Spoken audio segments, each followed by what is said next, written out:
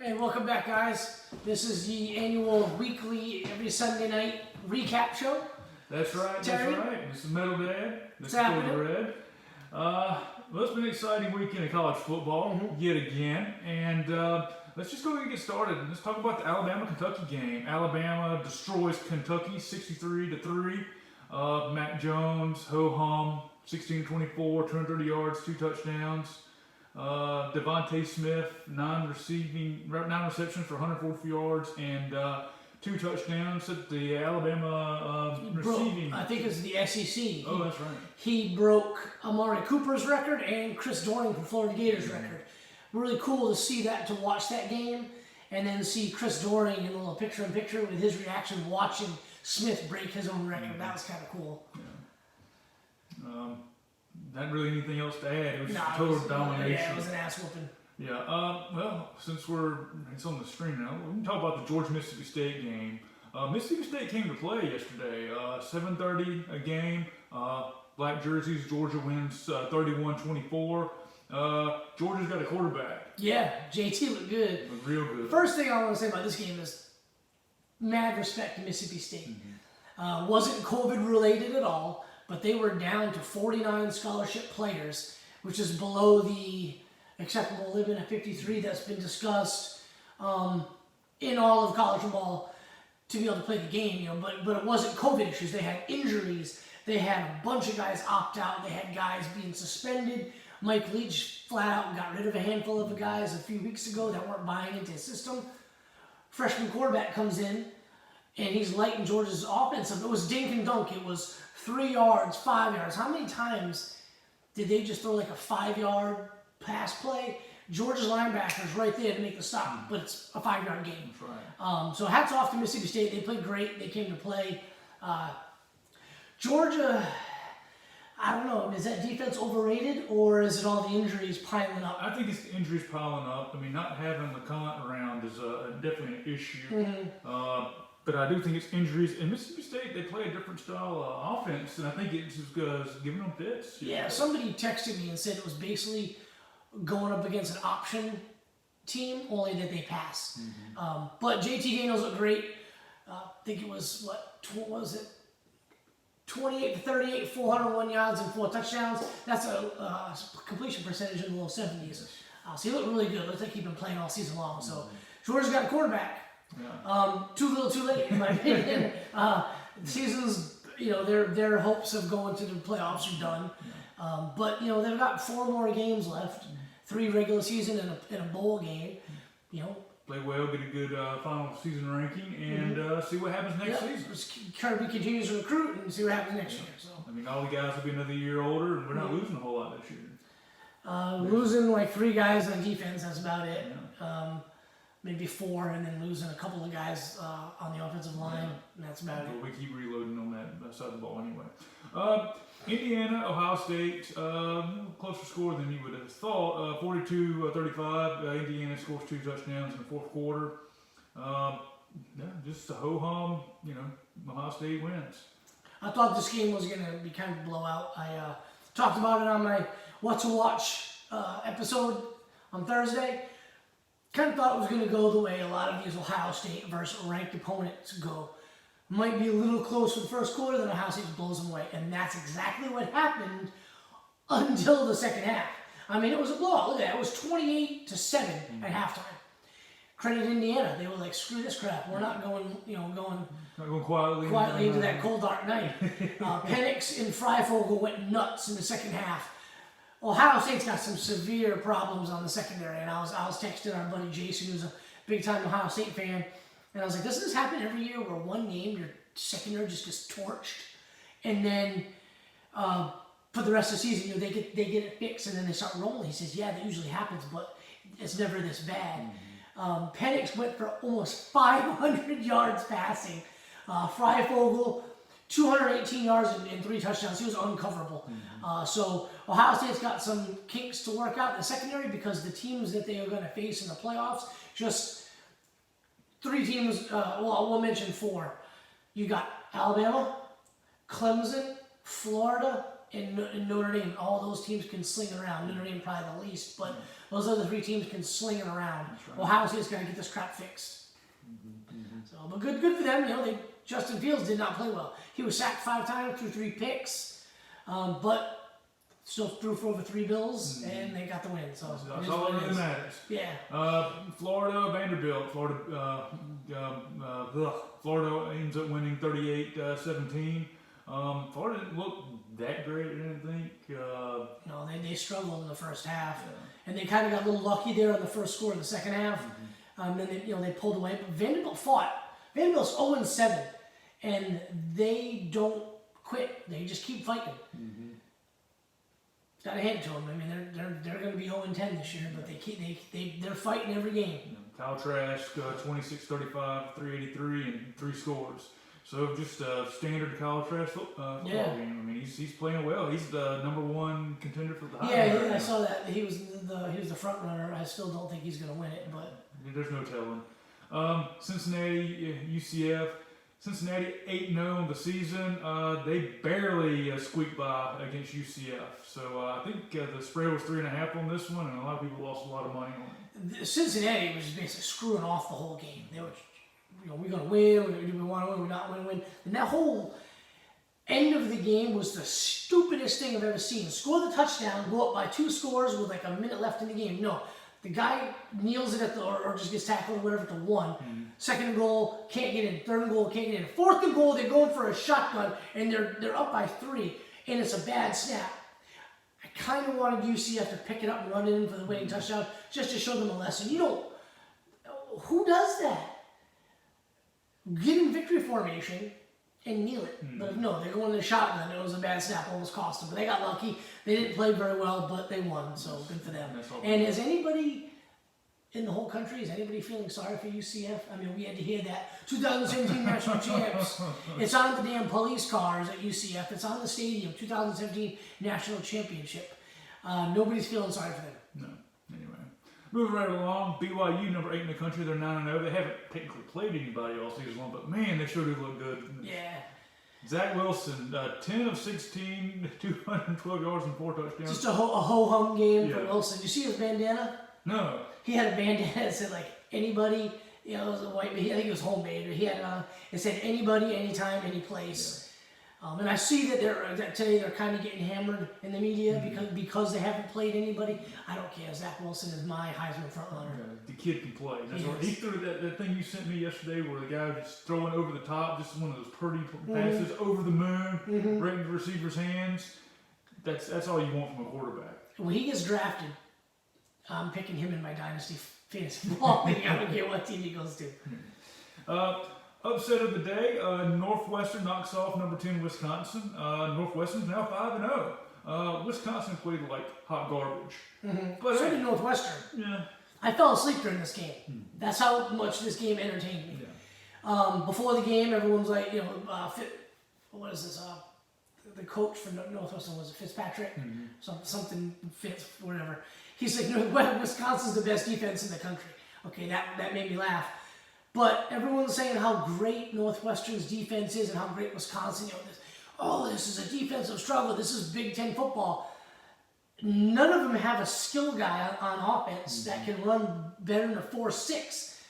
Yes, Graham Mertz is a great quarterback. Peyton something or other for Northwestern looked pretty good. Didn't turn the ball over. Graham Mertz had a bad game. But this whole game, everyone kept saying, oh, they're so gritty. Gritty is another term for unathletic. These teams are going to get run over by when they play, if they have to play a team that has skill guys, quality skill guys. Look, I'm not trying to dog on these teams, but and their defenses are good. Right. But it's not like they were defending an elite offense. Right. What's going to happen when they go up against Ohio State and Garrett Wilson is going to catch 9 balls from Fields and Master Teague is going to go for 130 yards. These defenses are going to get eviscerated because they don't have the horses on offense to keep them in games with quality teams. This was a ridiculous game. I mean, hats off to Northwestern. They are now the upper hand of the Big Ten West. Yes. But the shit I was seeing on Twitter was ridiculous from Stuart Manziel and other people like like this is the be all end all of college balls. Like these guys are gonna get run over if they've got to play a Big 12 offense. Yeah. Well, and Northwestern's like the Vanderbilt of the North. I mean, it's Yeah. not. I mean, it's a great school to go to, but it's not a football powerhouse. Yeah, I mean, I don't like to, I don't want to like to be sound like I'm on my soapbox here, but the Big Ten has an elitist attitude when it comes to everything. Well, I agree. They feel that this brand of gritty football, and it's sometimes it's fun to watch. It's good. I love cold weather. You know, I came from the cold weather.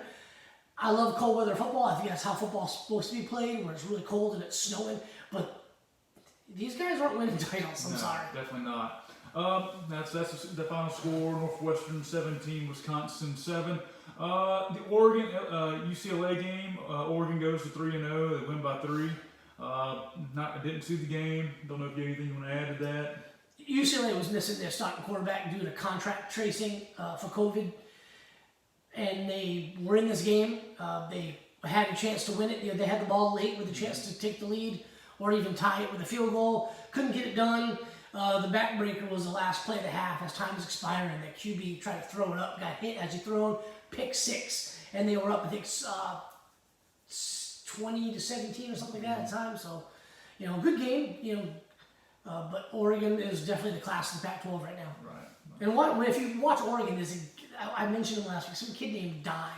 He's a tiny little guy, but that dude just makes plays all over the field. That's exciting. Let's move on. Oklahoma beats number 14 Oklahoma State 41-13. Mike Gundy has been around for a long time.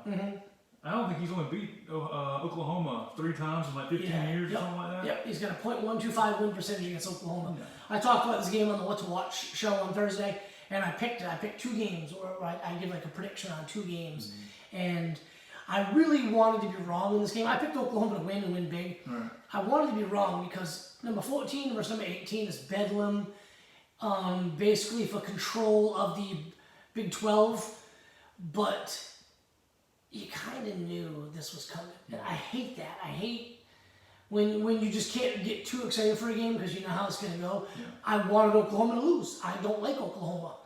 They're fun to watch. I just don't like them. Right.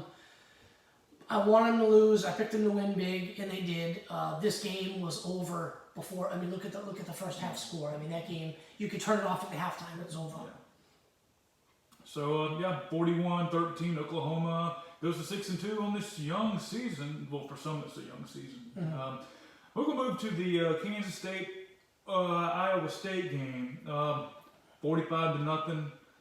There wasn't a few weeks ago. Kansas State was 3-1, 3-1, something yeah, like that. And they were undefeated in the conference. Yeah, so that's. I heard Iowa State. Who's their head coach?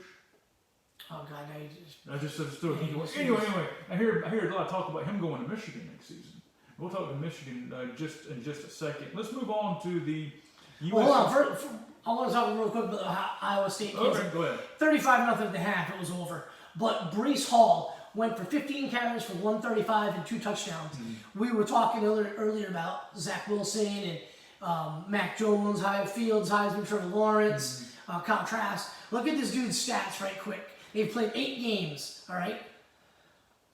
First game, 20 carries for 103 and a touchdown. Second game, 18 for 154, 3 touchdowns. And then against Oklahoma, 28 carries for 139 and 2 touchdowns. Texas Tech, 27 carries, 135, 2 touchdowns. Oklahoma State, 20 carries, 185 and 1 touchdown. Kansas, 21 carries, 185 and 2 touchdowns. Baylor, 31 carries for $133 and 2 touchdowns. And yesterday, 15 carries, 135 and 2 touchdowns. If that's not Heisman type level numbers, I don't know what is. Now he's not even going to get an invite. Probably not. This is going to be a quarterback only. But damn, that's some impressive numbers from this kid. From a guy that most people don't even know. Right. And let's USC, Utah. USC goes 3-0. You said you watched some of this game? No, the Michigan game caught my attention, and I kind of focused. I was planning on watching all of this game, but I saw where Rutgers was about to go in for a touchdown, then maybe a 2-point conversion and tie. I saw from that point on, and then I fell asleep. Yeah. Well, You can talk about the Tennessee-Auburn game. Auburn 30, Tennessee 17. I just heard that Gus Malzahn was going to get a contract extension. I heard that this morning from when we live basically right next to Auburn. But I heard that this morning from somebody that expected a contract extension after the season. They were dead and gone in the water after like week 4 of the season. I mean, they should have lost to Kentucky. They got blown out by Georgia. They should have. They lost to Arkansas, but for one of those Auburn miracle calls, they don't lose the actual game. They looked like crap. They lost to South freaking Carolina, one of the worst teams in the nation. But man, they're looking real good the last 3 weeks. And then Tank Bigsby got knocked out, but Bo Nix looked like a brand new man, a totally different guy. I picked Tennessee to win this game. Yeah. I picked Tennessee to win, and I put a little money on it because I felt Tennessee was due. They're due to beat somebody they shouldn't beat, and Tennessee. I turned this game off when Garantano threw the pick 6, and the dude returned it 100 yards for a touchdown. That was Garantano's 4th pick 6 of the freaking season. I know what Jeremy. I said it on the What to Watch show. I get why Pruitt's playing the kid. It's time to just move on from Garantano. Why keep starting him, and then keep benching him when he throws a stupid pick? Just don't start the kid. There's got to be another option. Yeah, I kind of feel bad for Tennessee fans because it's like Groundhog Day for them every time Pruitt starts that kid. I mean, they're quarterback away, maybe. I mean, they're not that good, but I mean, yeah, they're a decent quarterback for maybe being. They're what, 2-5? Maybe they're they 5 might be 2. like 5-2, 4-3, something like that. Yeah. All right. Well, what you just mentioned, Michigan Rutgers, 48-42. They went to triple overtime? Yes. Yeah. I believe it was triple overtime. Yeah. When I was watching the game, Michigan was down 14-0. And I'm like, they may not even let Jim Harbaugh get on the bus back to Ann Arbor because this is a disaster. You don't lose to Rutgers. Rutgers 1-4 in the season. Michigan's 2-3, and they barely squeaked out with the victory in this one. I tuned in right when Rutgers was about to score the touchdown and then the 2-point conversion, so I saw all that. But I saw the ticker on the bottom of the screen in like the first half, and it was 17-0, and I was like, "Oh man, alive! Michigan fans are gonna be fun tomorrow." But they came back. For some reason, again with the coaches starting quarterbacks who are hot garbage.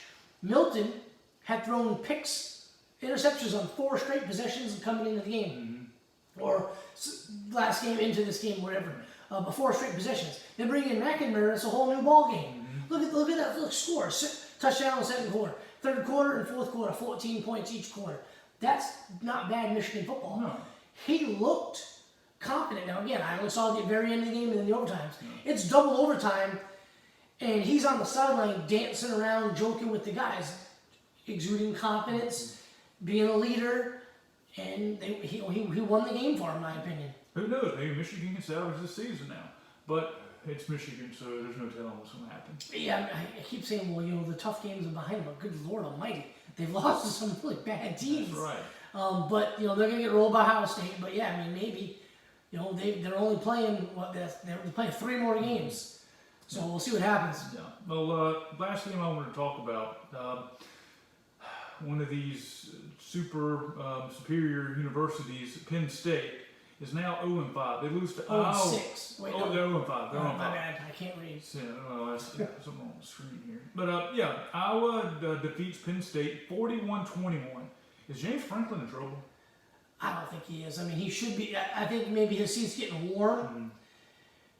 I have a hard time believing. I mean, I didn't think Muschamp was going to get canned. It's a COVID year. You've had your best overall player opt out before the season even started. You've lost your first and second string running backs. One of them is Noah Cain, who I thought was poised to have a breakout season.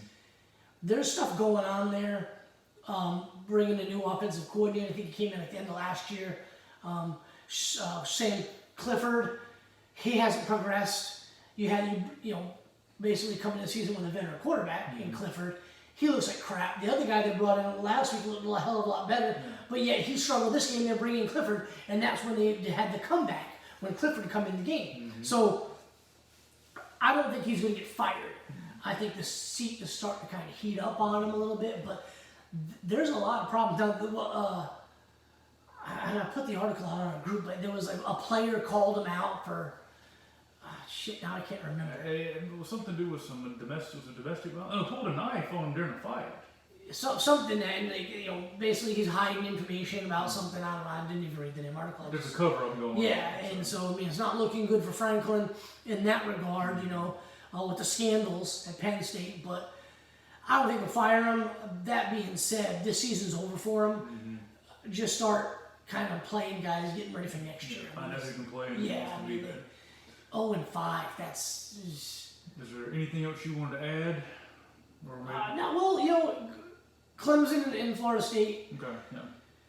Dude for Clemson was showing symptoms of COVID during the week, but he kept testing negative. Apparently, they test him on Friday. They get the results while they're on the plane going to Tallahassee. This all kind of came out during game day yesterday. So they landed in Tallahassee. This guy's got COVID. It's positive test. He's been on the plane with the other players, from what I gathered from the story on game day. And then the Florida State and Clemson medical staffs got together and they couldn't agree that it was safe. But there were people saying that, Florida State just want to get blown out. Well, that's probably true, but I don't think you need to be faulting Florida State here. No. And I'm not going to fault Clemson because the tests that they gave the kid were coming back negative. So you just keep letting it go. Right. But it did eventually come out that it was positive, and the kid's on the plane with them. That's a dicey situation. I don't know if I'd want to play either. Well, I think it's a liability situation. But yeah, that's a bad situation altogether. Yeah. And I'm sure that Trevor Lawrence hadn't played in like a month, so he Yeah, probably wouldn't and be on the field. there was some like heated stuff on Twitter going on between him and one of the guys at Florida State, which was fun. And then Trevor deleted the tweets. And I don't know, people got screenshots of it. It was pretty funny.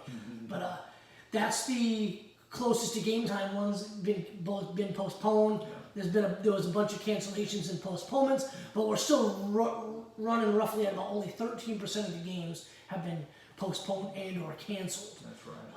And then there was some teams that were able to get them in, moving schedules around. Yeah. So they're trying. Yeah. You got to give them credit. So even with all the cancellations and postponements, it's still a fun weekend of football. Yeah, you can't complain.